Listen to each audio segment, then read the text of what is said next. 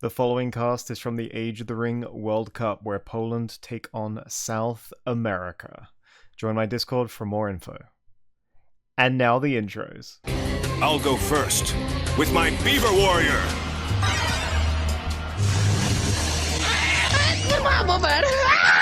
So, any news? Yeah, he skipped down and went to South America. South America? What kind of snowblower you get us mixed up with?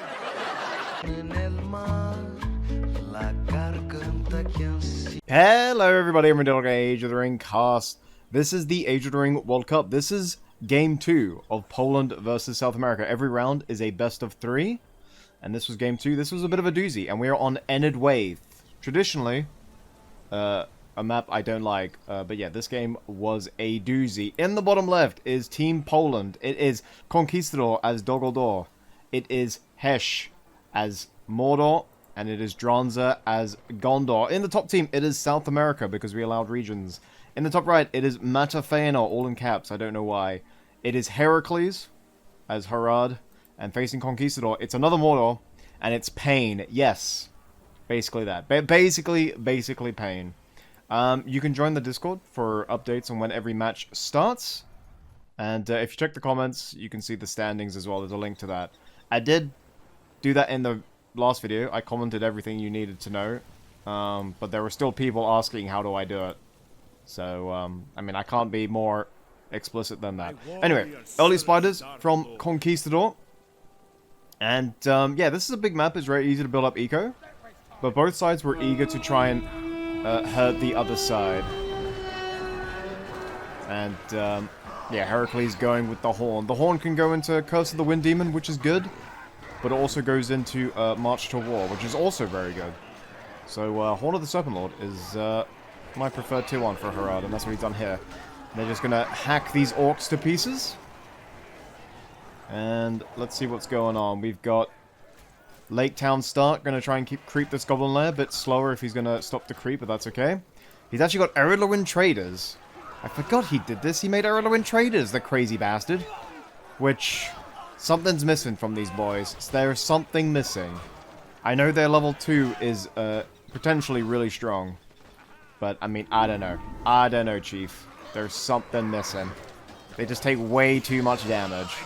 This one carries a shield and he still takes way too much damage.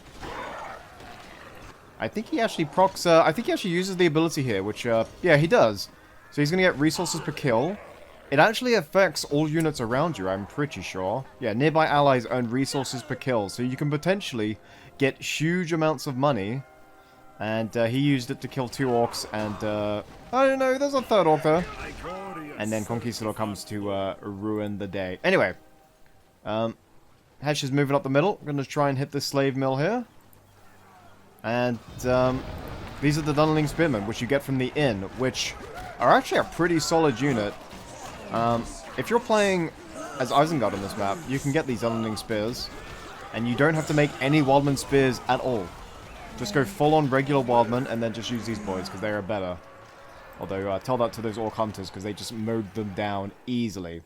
There's a hero up top. It is not the bird, it is Keely. And I think Matafeanor's strat for this whole game was to go with the Lake Town hero spam. It's not a terrible idea, because he is opposite Gondor, and Gondor is renowned for their ability to hero spam. I bring warriors from the tribes. And we have an early Troll Cage coming in for Pain. Although, he hasn't made one yet. And this was a pretty cool battle.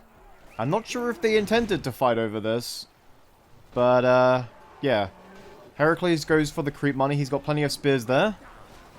And of course, Hesh, I think probably just on the way to the enemy base, stumbles upon this. And now a giant battle for the troll lair ensues. Some of the spears get kited away by Conquistador's spiders. But the battle isn't done yet, because these orcs are actually outnumbered. And yeah, these Harandor units could easily take these guys down. There's Cracks of Doom, which I think he uses Horn of the Serpent Lord to counteract that, which it didn't seem to really negate it. Like, I know it gives you a little bit of armor, but it didn't seem like Cracks of Doom was really giving a shit about that. Mouth of Sauron is here now. This troll lair is such an important event. You can get a lot of money from it. But even the Mouth of Sauron has decided to rock up here. Tier 1s have been dropped. And, yeah, a bit of a squabble. It's actually kind of funny how it ends up. Anyway, there's a huge push by Madafeanor. He does have a fully leveled up ROTWK. This is a massive map, so cavalry is actually key. Kargas is on the field, so everyone's getting their heroes up. The troll lair does go down, but as it does, the troll respawns, which is a bit of a shame. Heracles actually invests in another tier 1, which seems like a mistake. When you're up against spam, you want to try and get Curse of the Wind Demon as quickly as possible. And somehow, miraculously, they actually split the loot, even though none of Heracles' units were near these 2 gold. I don't know if this has like a massive hitbox somehow, magically. But yeah, he somehow managed to claim half of that gold, so even split there. Anyway, there's the Ram summon. Going with ROTWK isn't a terrible idea. As I said, cavalry is actually pretty baller on this map because it's humongous. And, yeah, it's going to be hard to sort of smash through this. Because Baragond isn't going to die unless Feely's out in the field to sort of cripple him.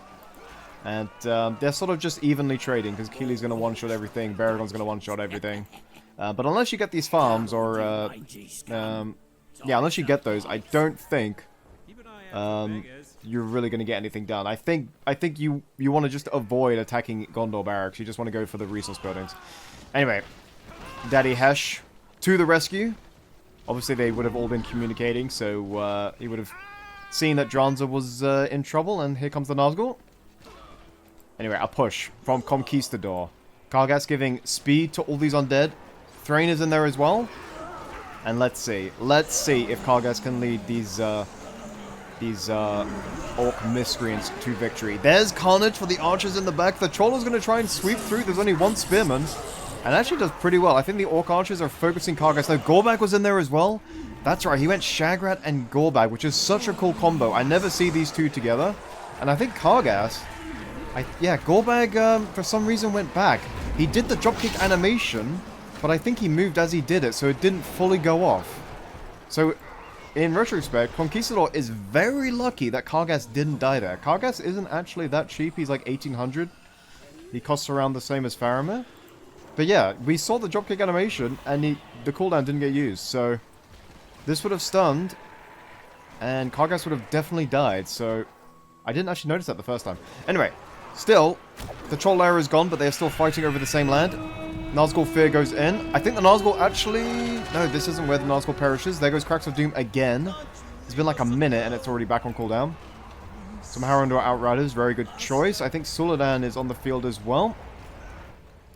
And there's Faramir as well. So yeah, basically Dranza going with the old reliable strat. Gondor's basically the easiest faction in the game to play.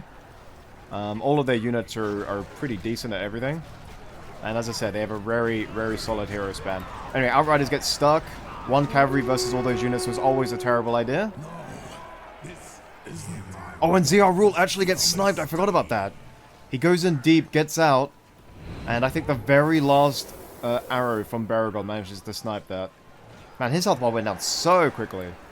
And Suladan might suffer the same fate, but he's wise enough to retreat here. Alright, the dwarves come into the east. There's Bard as well. Cav Summon is back. And Spearmen are on Bard. And Bard might be in trouble. No, he runs away. And this might be where it lands, because I am playing on high, and there was just everyone rocks up for this. Look! Literally, look at all the different colored factions. Everyone's here. Anyway, Conquistador is still laying siege to the left. Dranza uses his trebuchet to aid them. Slave Farm goes down, and Pain is very much feeling the pain. He is very much trapped in his base. And, I mean, there's just so many units. I actually think Erebor, given that he went Oakenshield, is sort of on the low side when it comes to unit spam. Maybe he was hoping Heracles would, fill that void. I mean, he's got all these heroes on the field, which are obviously really strong, but he didn't dare, like, send them in, lest they just get swarmed by all these Gondorians, so, yeah, it seemed a bit strange. Anyway, there's Suladan. He should... Every time Heracles goes in, Madafeanor should also be going in, because he wants to get free kills, basically, with these heroes. And while there's other units distracting him, then these heroes can easily get it done.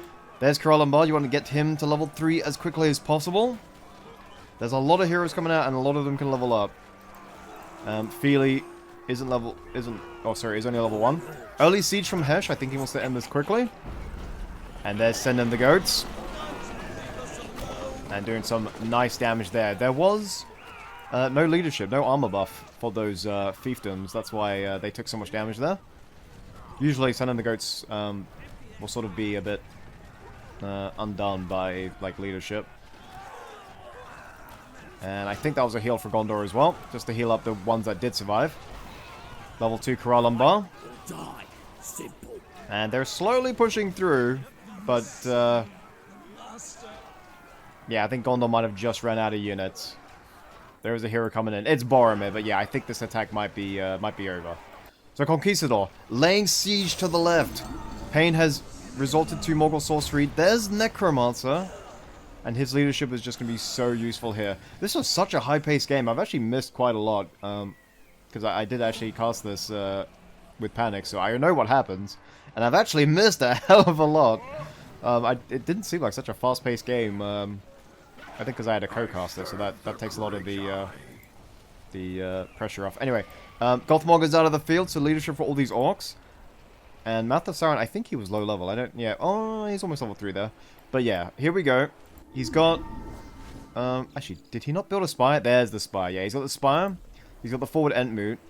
When I saw the catapult, I figured they were just going to go early Entwife as well and just try and siege them down. Basically not let Mordor Slave of Nern Eco kick in or anything. And, I mean, what does Mordor really do once Necromancer is out? I guess you just have to start investing in Easterlings and just try and focus him down. I mean, you do have a lot of heroes as well that can focus him, but I mean, all these boys are going to be buffed by him. It's so difficult. This is going to accomplish nothing. If you want to do that, you need a lot more cav or Guards of the Serpent or something.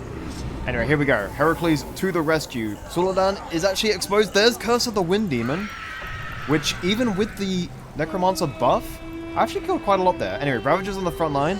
No leadership for you because the Forest of Fear is up. Necromancer has a Porrid Dread now. And that's basically the last thing you want to see. The first thing is Necromancer. The second thing is a terrain right on your doorstep. And anytime there's no spikes... Oh, actually, that's Witch King. Holy shit. Yeah, you can tell it's going well for Hesh in the bottom because... Yeah, I mean, he's got Witch King out already. Anyway, they're basically 3v2 here. Poland are fighting 2v3. I guess it wouldn't be Poland if they weren't outnumbered. Necromancer right at the gates. He's come to reclaim Barad-dûr. And, I remember him having Harbingers, basically just killing everything, but I don't actually see them. Necromancer gets very close here, and with latency, I was actually fearing he would lose his Necromancer. But the Shapeless Malice does proc at the last second, and obviously he manages to survive. Morgul Orcs summon, but that's not going to be enough. He's actually focusing the catapults with Kargast. And I think Blighted Trappers as well. Yeah, definitely Blighted Trappers. Conquistador, you clever little clogs using Blighted Trappers. Anyway, all of Erebor is here, such as it is. And even the Nazgul, who you'd suspect would actually be quite vulnerable to all the Oakenshield heroes, both get out here.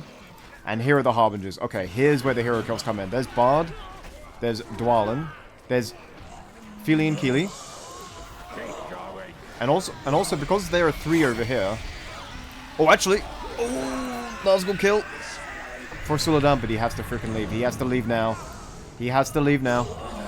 Okay, look at the damage. Look at the damage Fili takes. Harbingers of Shadow. Look at that. Who needs Unburied Whites when that's the damage they do? Fucking hell. And yeah. If there's no Spiz, Nazgul will trample you, and if there's no Archers, then Felbeast will just take your women. That's basically how it goes.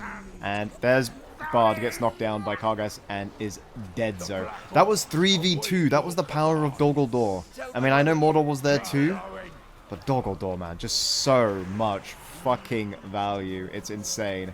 And because Erebor's base is basically empty, Dronza with his Anorian army now, or Minas Tirith army now. Yeah, basically it's just, I mean, the city's empty. He can just go straight in. Even Baragon's fighting in melee. That's how easy it is now. Look, he's literally killing beside the fortress. You ballsy little shit. And I'm sorry if you can hear a buzz. I don't know what's going on. I just heard that. I think there's like some construction going on. Anyway, Golbag versus Witch King. Hey yo, Golbag versus Witch King. No, it decides to pull back. Anyway, they didn't get the fort, but it is basically done at this point. There was... I feel like it wasn't completely out of South America's hands here. I just feel like it's so hard to stop Dogaldor. I mean, they had all the heroes. They had the eco. They had the units. It's just, I think maybe Poland used their heroes a lot better. I think Matafeanor could have been a lot more aggressive with his heroes because we know how good Open Shield is. There is a bit of a counter attack here. But yeah, I mean, Erebor's basically donezo. He's got like 3 mines left. He's got actually maybe like 4 mines. There's the trebuchet, and yeah, this is donezo. I mean, maybe a more defense-oriented faction, like maybe a Lorien or something, or maybe someone with like cheaper but better archers. Maybe like Rivendell, you just get some Dunedain out. Maybe that could have countered Necromancer, but it's always so difficult. Wait, Sullivan? Ooh, yeah, that's why. That's why. As soon as he hits level 5, he's so difficult to take down. Anyway, there'll be a bit of a push here, but it's not going to be enough. There's no way they can recover the eco. Look at all the green on the map. Look at all of Mordor. He's got Easterlings just in case. He's got Black Heroics over there. And double catapults to seal the deal, because obviously Trebuchet is not enough. Oh, and even the Witch Kings decided to come around here. And, yeah, I mean, I don't want to put it all on Conquistador's shoulders, but I feel like had Dogaldor not been doing Dogaldor things, it might have been a lot more even in the middle. And poor Erebor. I mean, Matafeanor did do the right thing, I guess. Because if you can outnumber 3v2 really quickly, and, yeah, you can get, like, a quick victory, then you can push your advantage. But they didn't get the victory. Like, they didn't even win that fight. They actually ended up losing, so, yeah. I think if you're going to play on Ended Waith, and I said this when it was being streamed, if you can pick a faction that has a teleport, then, I mean, you'll be making your life way easier, because this map is just humongous. And I do hope you can't hear that, because it's really loud. I guess someone's cutting down a tree or something. But yeah, Matafeanor's fortress is down. He's got 1 building left. Feely gets sniped by Baragond. Dude, the Baragond rush is real in this patch, I swear to God. He was always cheap and he was always good, but yeah, I just feel like we see him so much more. Growler gets fucking owned. And Sullivan's lucky that Stitches didn't use his hook there, because I think he'd be gone too. Anyway, let's see. Olog High falls. And Kamul fighting alongside his master, destroying his own home. Which is kind of funny. And goddamn, Endwives do like no damage once Morgul Sorcerer gets in there. You see how little damage that did? That was crazy. Anyway, that's 2 fortresses down. That's GG, well played. And that is Poland advancing to the semi-final, where they'll actually fight Austria-Hungary. And that should be a very close game. Very close game. I feel like the slightest margin will, yeah, make or break those games. Like, the slightest mistake, yeah, we'll seal that deal. Anyway, did you see how much damage the hook did there? You have, like, any follow-up, and I think Golden King just dies there. Jesus Christ. That's crazy. Anyway, Herald Fortress should be down shortly. Almost tier 4 for Daddy Hesh. Our spears are next to Zuladan. And yeah, I mean, based on power points, I actually think Hesh might have done the lion's share of the work. But maybe Conquistador was the most aggressive.